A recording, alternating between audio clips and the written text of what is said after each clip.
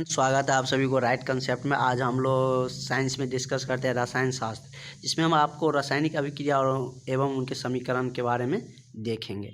तो इसमें हम मेनली आपको समीकरण बैलेंस करना सिखाएंगे, क्योंकि समीकरण बैलेंस करना 10th ही नहीं बल्कि 12th के स्टूडेंट को भी मैक्सिमम प्रॉब्लम होता है। आप लोग एग्जाम देंगे 12th में जाएंगे तो वहाँ भी समीकरण बैलेंस करना रहता है।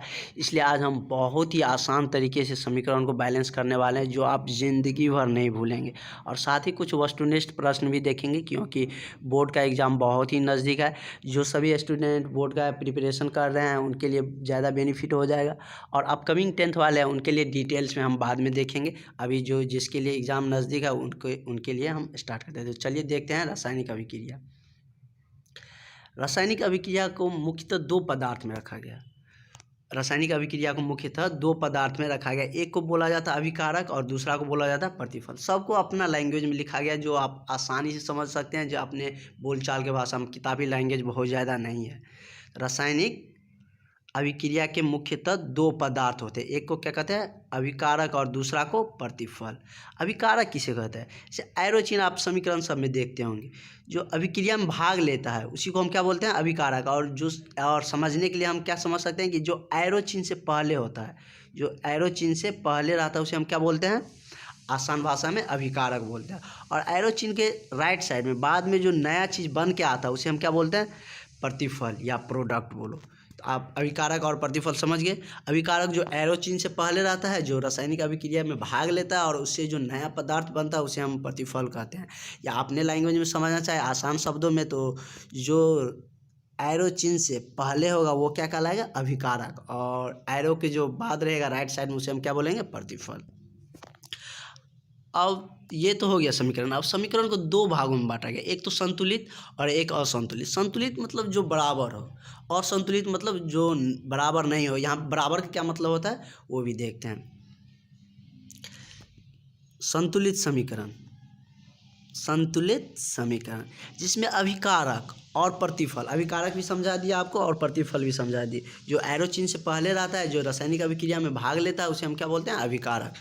तो अभिकारक और प्रतिफल दोनों के अणु की संख्या बराबर हो। अब अणु क्या आया, जैसे हाइड्रोजन है, हाइड्रोजन के यहाँ पे क्या अणु दिख रहा है, दो दिख रहा है, दो मॉलिक्यूल्स दिख रहा है, तो उसी को हम क्या बोलते हैं अणु। तो जैसे हाइड्रोजन के दो मॉलिक्यूल्स है और क्लोरीन का क्या है दो मॉलिक्यूल। और इस साइड देखते हैं इक्वेशन के राइट साइड में देखते हैं कि क्या है, इस साइड भी दो से मल्टीप्लाई है। हाइड्रोजन H2 और Cl2 अभिक्रिया करके क्या बनाया HCl बनाया, HCl बनाया, तो लेकिन बैलेंस नहीं था। इस साइड क्या था दो हाइड्रोजन था और क्लोरीन क्या एगो था दो। तो इसमें भी हम क्या किए दो से मल्टीप्लाई कर दिए, तो दोनों हमको क्या हो गया बराबर हो गया। तो अब हमको क्या हो गया समीकरण क्या मिल गया संतुलित समीकरण। और देखते हैं अब असंतुलित समीकरण। और संतुलित करते कैसे नीचे हम डील करेंगे, स्टेप बाय स्टेप लिखा गया, कोई चिंता करने की बात नहीं है, बहुत ही आसान तरीके से आप समझ सकते हैं। असंतुलित समीकरण वैसा समीकरण जिसके अभिकारक और प्रतिफल दोनों के अणु की संख्या बराबर नहीं हो। मतलब एरो के पहले जो अभिकारक होगा और एरो के बाद नया पदार्थ जो बन के आएगा प्रतिफल, वो दोनों में अणु की संख्या मॉलिक्यूल्स की संख्या यदि बराबर नहीं हो तो वही क्या कहलाएगा असंतुलित समीकरण। तो संतुलित और असंतुलित समझ गए। अब संतुलित करते कैसे हैं समीकरण को, अब उस पर केंद्रित करते हैं हम कि समीकरण किसी भी समीकरण को संतुलित, बड़ा से बड़ा समीकरण को संतुलित करेंगे कैसे। तो चलिए देखते हैं। हम 3 स्टेप में लिखे हैं जो आप आसान से समझ सकते हैं। कोई भी स्टूडेंट कितना भी नॉर्मल स्टूडेंट रहे वो भी समझ सकते हैं, और अच्छा स्टूडेंट तो समझ ही जाएंगे। तो समीकरण को संतुलित करने के नियम क्या लिखे हैं, समीकरण के संतुलित करने के नियम। अब देखते हैं कौन कौन नियम। पहला स्टेप हम लोग क्या लेते हैं, पहला स्टेप में यदि कोई समीकरण है उसमें ऑक्सीजन हाइड्रोजन और कोई अदर एलिमेंट जैसे हो गया मैग्नीशियम हो गया एल्युमिनियम हो गया सल्फर हो गया, अदर कोई भी एलिमेंट आएगा, ऑक्सीजन और हाइड्रोजन के अलावा जो भी तत्व आएगा, सबसे पहले पहला स्टेप क्या है कि ऑक्सीजन और हाइड्रोजन के अलावा जो भी तत्व आएगा उसे किसी भी संख्या से गुना या भाग देकर हम क्या करेंगे बराबर करेंगे। हमारा पहला स्टेप क्या होना चाहिए, हमारा पहला थिंकिंग होना चाहिए कि यदि कोई भी समीकरण है उसको हमको बैलेंस करना है, पहले उसमें हमको देखना पड़ेगा ऑक्सीजन हाइड्रोजन है, यदि है तो उसको रहने देंगे, उसके अलावा जो एलिमेंट रहेगा, जो अलावा उसके तत्व रहेगा उसको हम बैलेंस करने की सोचेंगे। जैसे या गुना करके या भाग करके, उसको हम जैसे भी हो वैसे हम उसको क्या करेंगे बराबर करने के सोचेंगे। और दूसरा स्टेप देखते हैं। दूसरा स्टेप क्या है? दूसरा स्टेप है, जब पहला स्टेप हो जाएगा तो दूसरा स्टेप में हम ऑक्सीजन को बैलेंस करते हैं। इसके बाद हम क्या करते हैं, ऑक्सीजन की संख्या को गुना या भाग देकर दोनों ओर क्या करते हैं, बराबर करते हैं। पहला स्टेप में क्या था कि ऑक्सीजन और हाइड्रोजन के अलावा जो एलिमेंट रहेगा, जैसे सल्फर हो गया, एल्युमिनियम हो गया, मैग्नीशियम हो गया, ये क्लोरीन हो गया, ये सब रहेगा तो उसको पहले बैलेंस करेंगे। और दूसरा स्टेप में हम क्या करेंगे कि ऑक्सीजन की संख्या को बैलेंस करेंगे, या तो गुना करके या भाग करके। और थर्ड स्टेप पे चलते हैं। थर्ड स्टेप क्या कह रहा है? थर्ड स्टेप मेरा कह रहा है कि अंत में हमको, मेरे पास हाइड्रोजन बच सकता है, तो अंत में क्या करेंगे, हम हाइड्रोजन को दोनों ओर क्या करेंगे, बराबर करेंगे। और कभी कभी ऐसा भी हो सकता है कोई समीकरण में कि ऑक्सीजन रहेगा हाइड्रोजन नहीं रहेगा, किसी समीकरण में हाइड्रोजन रहेगा ऑक्सीजन नहीं रहेगा, तो वही नियम पहला जो है कि ऑक्सीजन और हाइड्रोजन के अलावा जो तत्व रहेगा उसको बैलेंस करेंगे। यदि ऑक्सीजन और हाइड्रोजन के अलावा कोई तत्व नहीं है तो पहले ऑक्सीजन को करेंगे, स्टेप वाइज ही जाएंगे। उसके बाद क्या करेंगे, हाइड्रोजन करेंगे। मात्र 3 स्टेप में हम आपको समीकरण को बैलेंस करना सिखा दिया। आप देखते हैं कैसे बैलेंस होता है। जैसे देखिए, एरो को इस साइड लेफ्ट साइड में देखिए एल्युमिनियम है, उसके बाद H2SO4 है। तो एल्युमिनियम की संख्या 1 है। इस साइड थोड़ा क्वेश्चन देने में टाइपिंग में गलती हो गया था। और इस साइड एल्युमिनियम की संख्या 2 है। इस साइड एल्युमिनियम 1 है और इस साइड एल्युमिनियम 2 है। पहले मेरा स्टेप क्या होना चाहिए कि ऑक्सीजन और हाइड्रोजन के अलावा, तो ऑक्सीजन और हाइड्रोजन के छोड़ के हमको 2 चीज़ इसमें दिख रहा है। एक तो सल्फर दिख रहा है और दूसरा एल्युमिनियम दिख रहा है, जो इस साइड भी है सल्फर और इस साइड भी एल्युमिनियम है। तो अब देखते हैं, पहले मेरा स्टेप वही है। पहला स्टेप क्या है कि ऑक्सीजन और हाइड्रोजन के अलावा जो तत्व रहेगा उसे गुना या भाग करके बैलेंस करेंगे। तो हम पहला स्टेप पे चलते हैं। तो देखते हैं एल्युमिनियम और सल्फर को बैलेंस करने के लिए सोचते हैं। तो देखिए, एल्युमिनियम की संख्या 1 और इस साइड एल्युमिनियम की संख्या 2 है। इस साइड सल्फर की संख्या, ये कोष्ठ के अंदर SO4 कोष्ठ के अंदर है, मल्टीप्लाई 3 से है, तो सल्फर की संख्या क्या हो गया, 3 गो हो गया। तो इस साइड सल्फर की संख्या क्या है, इस साइड 1 ही सल्फर है। यदि हम इसमें 3 से मल्टीप्लाई कर दें, यदि हम इसके पीछा में 3 से मल्टीप्लाई कर दिए, यदि 3 से मल्टीप्लाई कर दिए तो हमको क्या हो गया, सल्फर की संख्या बराबर हो गया। और उसके बाद हमको क्या बच गया, ऑक्सीजन बच गया, एल्युमिनियम बच गया। अब एल्युमिनियम को देखते हैं। एल्युमिनियम इस साइड राइट साइड में 2 है, इस साइड में 1 है, तो हम इस साइड 2 से मल्टीप्लाई कर देंगे तो एल्युमिनियम भी बराबर हो गया, मेरा सल्फर भी बराबर हो गया और एल्युमिनियम भी हो गया। और दूसरा स्टेप क्या है, दूसरा स्टेप में ऑक्सीजन को बैलेंस करना। तो ऑक्सीजन को देखते हैं। ऑक्सीजन क्या है, इसमें SO4 यानी कि ऑक्सीजन का 4 मॉलिक्यूल है, उसमें 3 से मल्टीप्लाई है, तो क्या हो गया, ऑक्सीजन की साइड, ऑक्सीजन की संख्या 4 तिया 12। ऑक्सीजन की संख्या इस साइड कितना हो गया, 12 गो। इस साइड कितना हो गया, इस साइड भी 3 से मल्टीप्लाई है और SO4 मॉलिक्यूल्स कितना है, ऑक्सीजन को 4 है, तो इस साइड भी 4 और 3 को मल्टीप्लाई करेंगे तो कितना हो गया, 4 तिया 12। तो ऑक्सीजन अपने आप बैलेंस हो गया, उसको हमको बैलेंस करने की ज़रूरत नहीं है। उसके बाद हाइड्रोजन देखते हैं।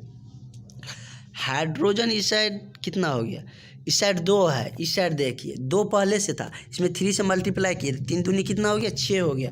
तो इस साइड 2 ही है, तो लास्ट में क्या करेंगे, हाइड्रोजन को बैलेंस करने के लिए हम 3 से इसमें क्या करेंगे, मल्टीप्लाई कर देंगे, तो क्या बन जाएगा, मेरा समीकरण बैलेंस हो जाएगा। और यहाँ पे बैलेंस करके हम दिखा दिए हैं। और एक बार और फिर से समझते हैं। नहीं तो देखिए, पहला स्टेप क्या होना चाहिए कि ऑक्सीजन और हाइड्रोजन के अलावा जो तत्व रहेगा उसको हम बैलेंस करने की सोचेंगे। तो ऑक्सीजन और हाइड्रोजन के अलावा हमें 2 चीज़ दिख रहा है, एक तो दिख रहा है सल्फर और एक दिख रहा है एल्युमिनियम। इस साइड सल्फर की संख्या 3 है, इस साइड सल्फर की संख्या 1 है, इस साइड एल्युमिनियम 2 है, इस साइड 1 है। यदि एल्युमिनियम को पहले बराबर करना चाहते हैं तो 2 से मल्टीप्लाई करेंगे, एल्युमिनियम बराबर हो गया। सल्फर इस साइड 3 है, यदि इसमें 3 से मल्टीप्लाई कर दिए तो सल्फर भी बराबर हो गया। अब दूसरा स्टेप है ऑक्सीजन को बराबर करना। अब ऑक्सीजन को देखते हैं। इस साइड ऑक्सीजन का मॉलिक्यूल्स कितना है, ऑक्सीजन को 4 मॉलिक्यूल्स है, इसमें 3 से मल्टीप्लाई है तो 4 तिया 12 इस साइड है, और इस साइड भी O4 है, 3 से मल्टीप्लाई किया तो कितना हो गया, 4 तिया 12, ऑक्सीजन बैलेंस हो गया। उसके बाद थर्ड स्टेप होता है मेरा हाइड्रोजन को बैलेंस करना। तो हाइड्रोजन देखते हैं। इस साइड कितना है, 2, इस साइड कितना हो गया, 2 पहले से था, इसमें 3 से मल्टीप्लाई किए, 2 मॉलिक्यूल्स में 3 से मल्टीप्लाई किए तो 3 दूनी कितना हो गया, 6। तो यदि हम 3 से इसमें मल्टीप्लाई कर देंगे तो मेरा हाइड्रोजन भी बैलेंस हो गया। तो हम लोग समीकरण, तो नेक्स्ट एग्जांपल हम लोग देखते हैं। FeO2 और रिएक्शन करके क्या बना, Fe2O3। तो अब हम लोग इसको बैलेंस करते हैं। तो चलिए इसको बैलेंस करते हैं। तो पहला मेरा एम क्या होना चाहिए कि सबसे पहले ऑक्सीजन और हाइड्रोजन के अलावा जो तत्व है उसको बैलेंस करना पड़ेगा, उसको यानी कि दोनों ओर उसके एलिमेंट की संख्या, तत्वों की संख्या को क्या करें, मॉलिक्यूल्स की संख्या को बराबर करना पड़ेगा। तो चलिए देखते हैं। ऑक्सीजन, इसमें तो हाइड्रोजन है ही नहीं, ऑक्सीजन सिर्फ है। तो ऑक्सीजन के अलावा उसमें हमको F ही दिख रहा है, आयरन दिख रहा है। इस साइड एक मॉलिक्यूल है और इस साइड कितना है, इस साइड एक मॉलिक्यूल, इस साइड 2 मॉलिक्यूल है। यदि हम 2 से इसमें मल्टीप्लाई कर दें तो हमको F ही बराबर हो जाएगा। 2 से मल्टीप्लाई कर दिए, F ही बराबर हो गया, लेकिन ऑक्सीजन की संख्या अब बराबर नहीं। अब दूसरा स्टेप पे जाएंगे तो इस साइड O3 है और इस साइड कितना है, O2 है। तो अब मेनली मेरा क्या है एम, कि ऑक्सीजन की संख्या को बराबर करना। यदि हम 3/2 से मल्टीप्लाई कर दिए, इस साइड लेफ्ट साइड 3/2 से मल्टीप्लाई कर दिए तो मेरा क्या हो गया, ऑक्सीजन की संख्या भी बराबर हो गया। तो इसी तरह आप लोग और भी जितने भी सारा समीकरण होगा बैलेंस करने के लिए खोज के आप लोग निकाल के उसके बाद बनाइएगा। और बोर्ड एग्ज़ाम में भी इसे 1 या 2 मार्क को ज़रूर पूछा जाता है। उसके बाद हम लोग देखेंगे कि पूछा हुआ क्वेश्चन भी डिस्कस करेंगे ऑब्जेक्टिव टाइप में। अब इसके बाद नीचे देखते हैं ऑक्सीकरण। ऑक्सीकरण का दूसरा नाम होता है उपचयन। ऑक्सीकरण हो या उपचयन वह अभिक्रिया जिसमें ऑक्सीजन का योग तथा हाइड्रोजन का वियोग होता है। मतलब क्या, जिसमें ऑक्सीजन को ऐड करते हैं, ऑक्सीजन जुटता है और हाइड्रोजन यदि उसके साथ हाइड्रोजन जुटा हुआ है किसी मॉलिक्यूल्स के साथ तो उसमें से हाइड्रोजन का निकल जाता है, हाइड्रोजन निकल जाता है। वियोग का मतलब क्या होता है, निकलना, और योग का मतलब क्या, ऐड होना, जुटना। और हाइड्रोजन का क्या होता है, वियोग होता है। जैसे कार्बन O2 से रिएक्शन करके क्या बनाया, CO2 बनाया। इसमें क्या हुआ कि ऑक्सीजन का संयोग हुआ, तो जब संयोग हुआ तो क्या कहलाएगा, ऑक्सीकरण या उपचयन। वह अभिक्रिया जिसमें ऑक्सीजन का योग होता है, ऑक्सीजन जुटता है और हाइड्रोजन का वियोग होता है, तो उसमें उसको क्या हम बोलते हैं, ऑक्सीकरण या अपचयन अभिक्रिया। अब नेक्स्ट देखते हैं अवकरण।